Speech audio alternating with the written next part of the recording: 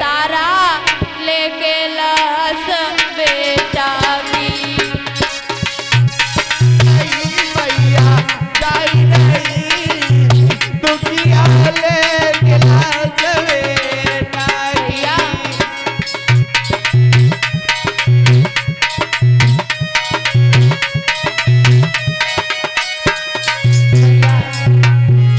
तारा ने अपने बेटा की लेस को गोद में ले लिया।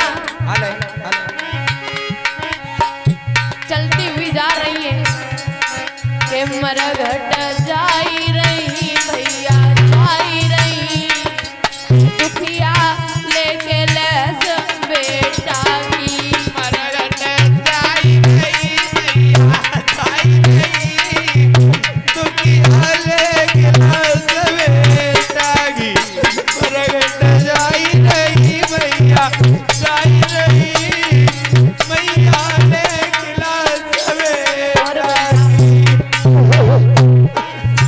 गोदी लेवे अरे पुचकारे गोदी लेवे और कुछ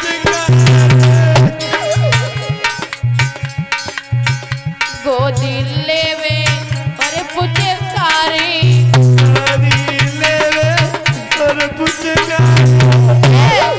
दुखिया रोई रही भैया रोई रही तारा लेके लहस बेटा की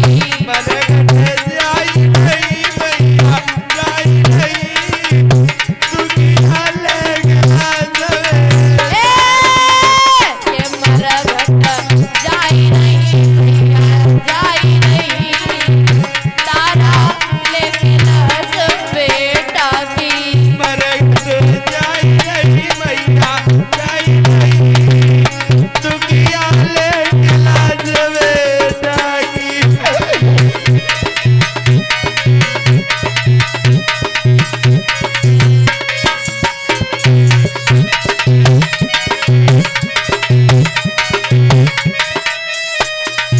और गोदी लेवे और पुचकारे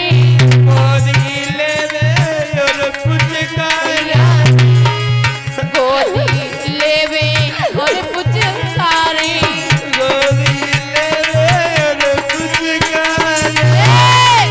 तारा रोई रही मैया रोई रही तारा लेके लाश बेटा की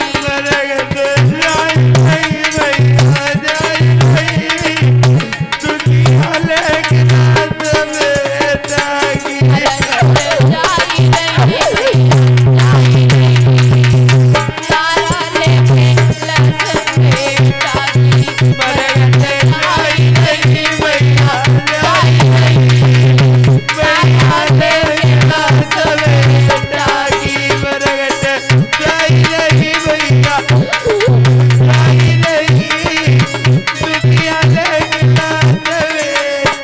की श्री सुखदेव जी समझाते हैं राजन परीक्षित आज मैया तारा ने अपने बेटा के लेस को गोद में ले लिया। जब बेटा की लेस को गोद में ले लिया आंखों से आंसू टपक रहे हैं लाला। इतना मैया का कलेजा पक्का है, अपने बेटा की लेस को गोद में पकड़े हुए हैं। आधी साड़ी फाड़ी बेटा की लेस के ऊपर डाल दी, रोती हुई जा रही है लाला। एक बार तो बोल दे बेटा, बार बार पुचकारती है कन्हैया, कौन धीर बनाएगा हमको, मर जाएगी तेरी मैया रो रो करके। लेकिन रोहित दास ने कोई आवाज नहीं बोली। मैया तारा रोती हुई बिलखती हुई जाकर के मरघट पे पहुंच गई। जब मरघट पे पहुंची महाराज, बेटा की लेस को जमीन पे धर दिया, लकड़ियां एकत्रित करने लगी। राजा हरिचंद मरघट की रखवाली कर रहे हैं। देखा कि एक औरत लकड़ियां एकत्रित कर रही है। राजा हरिचंद जाकर के पहुंचे तो देखा कि वहां पर मैया तारा लकड़ियां एकत्रित कर रही हैं। एकदम से चौंक गए, जवाब दिया, तारा तुम यहाँ क्या करने आई हो? लकड़ियां क्यों एकत्रित कर रही हो? जवाब दिया तारा ने, क्या बताएं, क्या करें स्वामी जी। राजा हरिचंद ने रोहित दास को जमीन पे पड़ा हुआ देखा, एकदम से छटपटा करके राजा हरिचंद जमीन पे गिर गए। तारा, ये क्या हुआ? तारा, क्या हमारा बेटा इस दुनिया से चला गया? तारा ने जवाब दिया, स्वामी जी क्या करें, हमारा लाल इस दुनिया में अब नहीं रहा, हमारे लाल को सर्प ने खा लिया। तारा, ये तुम क्या बोल रही हो? हमारे लाल को सर्प ने खा लिया। एक ही लाल था मेरा, एक ही बेटा था। तारा, सब कुछ चला गया, सारा राजपाट चला गया, हमारा लाल भी इस दुनिया से चला गया। श्री सुखदेव जी समझाते हैं राजन परीक्षित, राजा हरिचंद रोने लगे, कहने लगे, तारा मेरी बात सुनो, यहाँ पर जो आता है लेस दफनाने के लिए, वो बिना कर्कटका दिए हुए लाश नहीं दफनाने देते हैं हम। तारा ने जवाब दिया, स्वामी जी हमारे पास क्या है जो मैं आपको दे दूं? जवाब दिया तारा ने, महाराज स्वामी जी हमारे पास तो एक साड़ी थी, मैंने उसको फाड़ी बेटा के ऊपर डाल दी। इधर में महाराज दोनों लोग लहस को दफनाते हैं। लहस को दफनाने के बाद मैया तारा जाकर के एक मंदिर पे बैठ जाती हैं। मंदिर पे बैठ जाती हैं, वही विश्वामित्र को अभी भी चैन नहीं पड़ रहा है, गांव के बच्चों को मार देता है। काशी नगरी में जाकर के आवाज लगाता है कि काशी के लोगों मेरी बात सुनो, एक डाइन आ गई है, डाइन वो बच्चों को मार जाती है, मार करके खा जाती है, बच्चों को संभाल के रखना।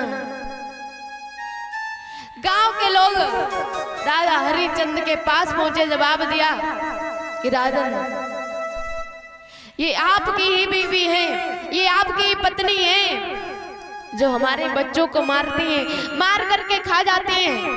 लेकिन मैया तारा बिलख रही है, रो रही है उस मंदिर में बैठी बैठी।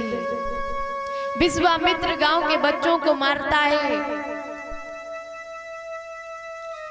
इधर में राजा हरिचंद तलवार लेकर के मैया तारा को मारना चाहा। जब मैया तारा को मारना चाहा तो विश्वामित्र जी आ गए, कहने लगे रुक जाओ राजा हरिचंद। जवाब दिया हरिचंद ने, स्वामी जी अब मेरे पास क्यों आ रही हो? अब क्या बचा मेरे पास जो आपको मैं दे दूंगा? जवाब दिया, मैं कुछ लेने के लिए नहीं आया हूं, मैं आपको देने के लिए आया हूं।